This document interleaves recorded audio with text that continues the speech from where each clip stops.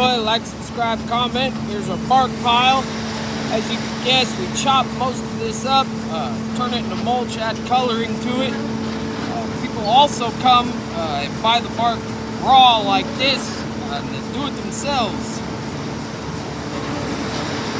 Back side of the debarker here. Go ahead and make our way over to the sawdust pile.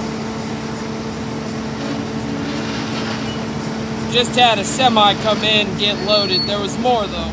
Alright everybody, this is our sawdust room. Now typically our sawdust will go to a bigger sawmill that powers its kilns with a boiler.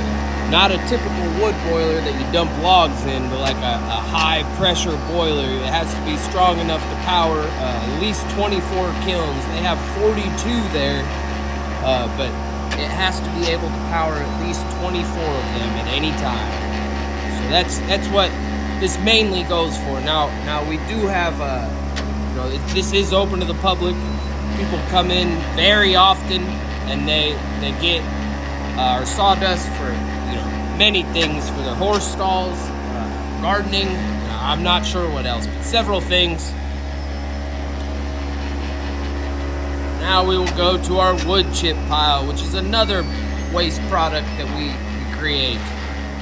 Alright guys, here's where our chips come out. Now our chips, that's where they come out. They're stored inside there. And typically, these chips get shipped out and they get taken to playground places and turned into playground mulch.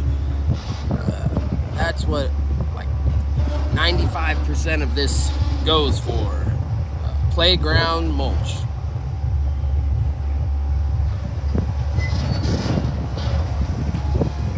Stay tuned, more to come.